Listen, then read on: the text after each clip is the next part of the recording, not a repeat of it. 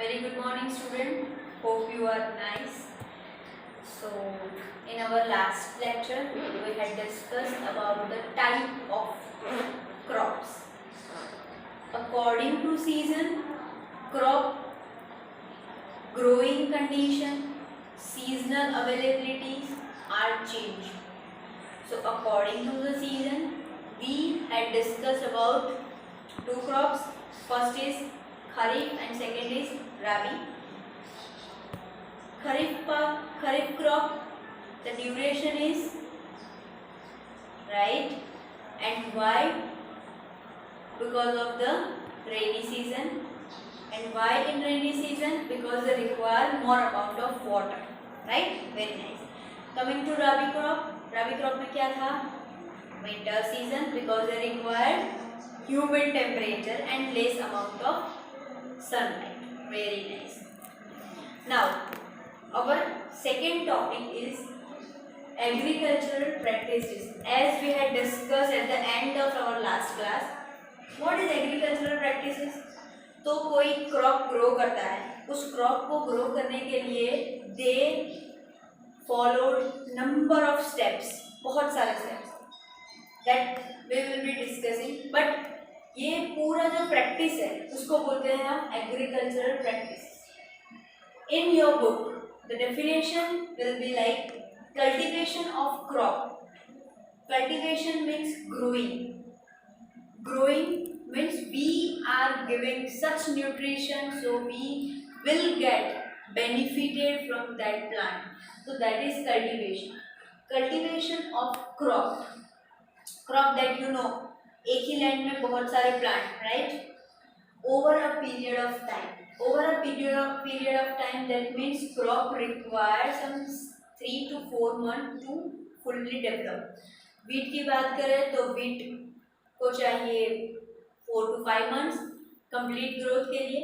So agricultural practices means cultivation of crop over a period of time. Now in my second step, I wrote that gardeners is equals to farmers. Why? Why both are same? क्योंकि gardeners their working area is restricted. उसको एक ही इतने square foot का जो garden होता है उसमें ही काम करना है. बट उसमें तो फ्लावरिंग प्लांट्स भी हो सकते हैं, उसमें वेजिटेबल्स भी हो सकते हैं, उसमें ऑर्नामेंटल प्लांट्स भी ग्रो कर सकते हैं, राइट? तो क्यों मैंने ये लिखा gardeners is equals to farmers? See, यहाँ पे मैंने लिखा है activities are similar. Why activities are similar? क्यों? छोटा सा एरिया हो या बड़ा सा लैंड, स्टार्टिंग से एंड तक का जो स्टेप बाय स्टेप प्रोसेस है वो दोनों कंडीशन में इक्वल हो.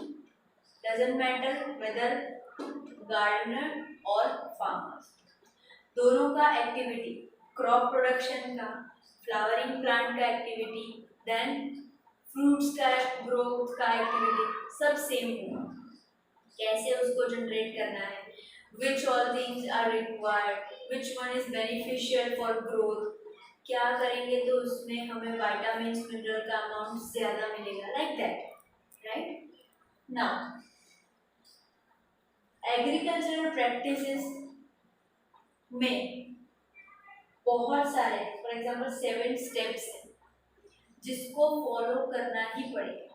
अगर एक भी स्किप हो गया तो हम उसके बारे में बाद में बात करेंगे. Coming to the first point, that is preparation of soil. Why we require prepared soil? क्यों ऐसे ही बस गड्ढा खोद दिया डाल दिया ही उगेगा? नो, नहीं उगेगा. We require proper soil for the crop production. Second is sowing. Sowing क्या है? अगर मैंने पूरा लैंड एकदम clean as per the requirement of agricultural practices बना दिया क्रॉप के लिए, अब उसमें मुझे सीड्स को सॉ करना पड़ेगा, अंदर डालना पड़ेगा, तभी जाके तो हमें प्लांट मिलेगा और प्लांट ग्रो होगा. So this step is also important. Now in market we got different kind of seeds. Some are very dirty, some are in high yield capacity, so how to differentiate between these two, तो वो हम second step में आगे देखेंगे. Coming to adding manure fertilisation, I think you know the difference between manure and fertilization. If no, then let me clear your confusion first. That is, manure is a natural fertilizer we can get from cow dung or dead plants or dead branches of plants, right? Manure is full of all the minerals and vitamins that require for plant. But sometime manure इतना effective नहीं होता, because अब क्या हुआ है, crop production में crop को high minerals की ज़रूरत होती है. सो दैट टाइम मैन्यूर थोड़ा वीक पड़ जाता है, and that's why we develop fertiliser. We also call it as a chemical fertiliser. इसमें केमिकल्स ऐड करके आर्टिफिशियली केमिकल्स से फर्टिलाइजर बनाया जाए. अब ये fertiliser which are very harmful for soil as well as crop.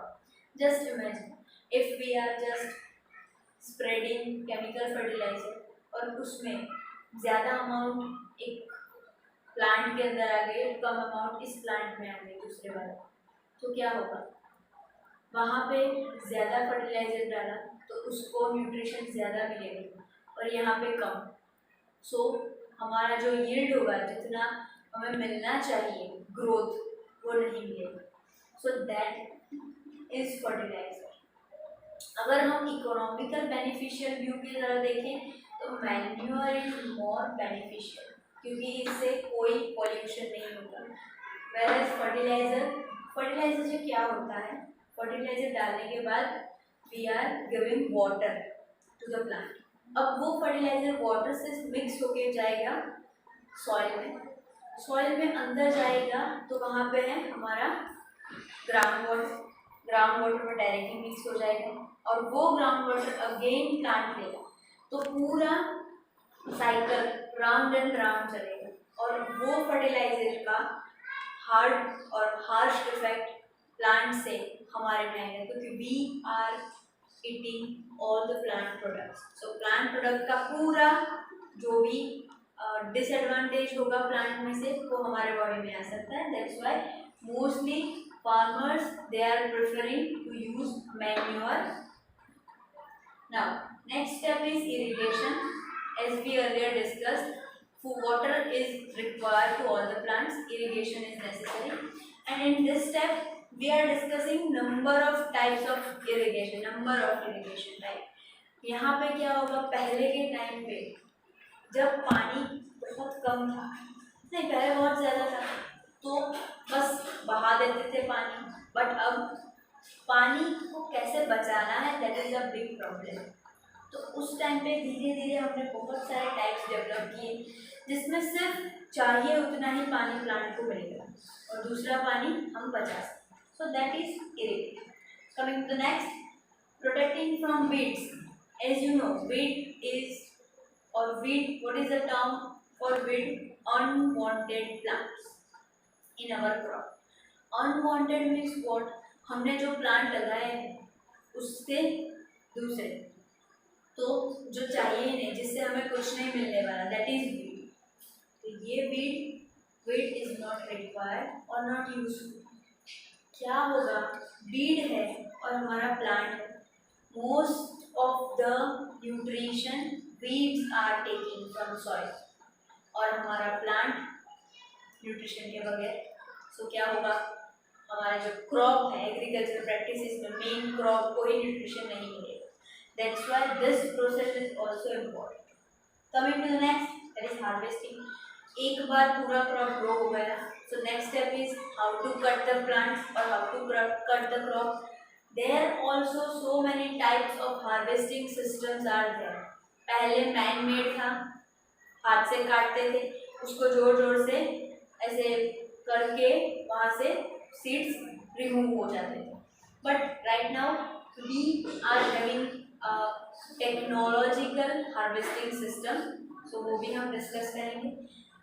अब मेन क्वेश्चन अबाउट स्टोरेज, क्योंकि farmers they are growing an number of plants, so उसको इतनी अमाउंट में क्रॉप मिलेंगे तो क्या करेगा, क्योंकि ऐसे मिल गए और हमने बाजार में जाके बेच दिया, ऐसा तो कभी होता नहीं, तो उसको सेफ जोन में स्टोर करना पड़ेगा उस तरह जहाँ पे स्मॉल ऑर्गेनिज्म इस पे अटैक ना करे क्रॉप के ये पे, मतलब वीट पे, अगर हमने वीट कल्चर किया तो storage is also important.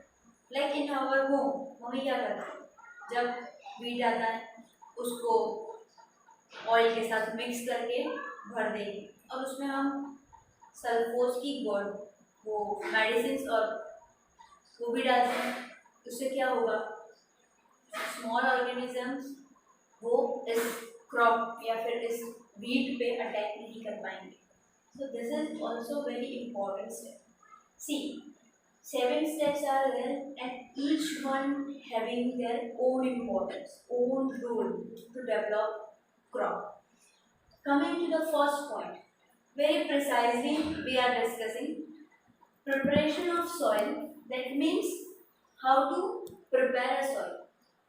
So that turn soil and lose it. Turn मतलब क्या है, नीचे से soil को से उखाड़ो, ऊपर लाओ, ऊपर की soil नीचे जाए, right? ऐसे अल्टरेशन ऑफ सॉइल, जिससे क्या होगा, सॉइल में रूट पेनिट्रेट हो सकता है। अगर सॉइल हार्ड है, बहुत हार्ड है, हार्डनेस की वजह से रूट का जो पेनिट्रेशन होना चाहिए, रूट अंदर सॉइल के अंदर जाना चाहिए, because root is also required, root की वजह से स्ट्रेंथ हो जाएगी, जिसकी वजह से क्रॉप स्ट्रेट खड़ा हो सकता है। सो यहाँ पे रूट पेनिट्रेशन के लिए लूजनिंग इज रिक्वायर्ड। कभी कभार ऐसा होता है कि some places they are having hard kind of soil, वो इजीली टिलिंग टर्न और लूज नहीं होती। So first they applied some water, water की वजह से थोड़ा लूज हो जाएगा, एंड देन ये वाला पूरा practice turning of soil start करेंगे। So why, because of root penetration. अब रूट पेनिट्रेशन हो गया, next important point is growth of life. अब growth of life means what, soil में क्या हमें ग्रो करना है, लाइफ में, right? So life means earthworm, and we know from the childhood that earthworm is a friend of farmer. क्यों? क्योंकि वो जो खाता है, एक्सक्रीशन से जो मिट्टी निकलती है, that is also we can call it as a manure, वो भी फर्टिलाइजेशन की तरह से होती है। So earthworm fertilized our land. So earthworm and some bacteria, because see in 9th standard you will be studying about the bacterial importance in plant production. कुछ serials होते हैं जिसमें हाई अमाउंट ऑफ प्रोटीन होता है, सो उस protein को develop करने के लिए we require some bacteria. So bacterial growth also require. Coming to second point, for nutrition rich soil. Nutrition rich soil means what, अगर यहाँ पे लाइफ को ग्रो हमने किया, दैट मीन्स लाइफ है तो उसका एक लाइफ स्पैन होगा, growth, birth to death. Death होने के बाद हमारे जैसा ऐसा क्रिमेशन फ्यूनरल तो नहीं करेंगे, राइट? तो वो तो डायरेक्टली सॉइल में ही जाएगा। अब वो सॉइल में जाएगा, दैट मीन्स वो बायोडिग्रेडेबल है, which can easily mixed with soil, और इसकी वजह से न्यूट्रिशन हमारे सॉइल में बढ़ सकता है। So that's why nutrition rich soil हमें मिल सकते हैं आफ्टर ऑल दिस प्रोसेस। और इस प्रोसेस को हम बोलेंगे टिलिंग और प्लॉइंग। टिलिंग और प्लॉइंग मीन्स टर्न करो सॉइल को, जिसकी वजह से वो लूज होगी। क्यों लूज होनी है? Because of the root penetration. Root को पेनिट्रेट करना है, क्योंकि वो अगर रूट पेनिट्रेट होगा तभी प्लांट ग्रो होगा, क्योंकि रूट में से वाटर, मिनरल सब कुछ एब्जॉर्ब होता है। अब रूट पेनिट्रेशन हो गया, दूसरा है हमें ग्रोथ करना है लाइफ का, फॉर एग्जांपल अर्थवॉर्म और बैक्टीरिया। अर्थवॉर्म चाहिए बिकॉज वो लैंड को फर्टिलाइज करेगा, बैक्टीरिया चाहिए तो हमें प्रोटीन मिलेगा उससे, और ये लाइफ कभी ना कभी तो डेड होगी, तो वो डाइड और dead animals directly mixed with soil उसकी वजह से न्यूट्रिशन सॉइल में ऐड होता है। ये प्रोसेस को हम बोलेंगे टिलिंग एंड प्लॉइंग। अब ये प्रोसेस पहले के ज़माने में अलग तरह से होगी, लेकिन now we are using plough for the ploughing, right? So in this class we had discussed about the agricultural practices. That means cultivation means growing of crop over a period of time, ज़्यादा लगेगा duration. Now gardener is equals to farmers. Why? Because their activities are similar. उसको छोटा सा land हो या बड़ा सा land, उसका काम सेम ही होगा। क्या काम होगा? So first one is preparation of soil, prepare करो, sowing सीड को सो करो, एडिंग मैन्योर और fertiliser, it's depend on the farmer और गार्डनर उसको क्या यूज करना है।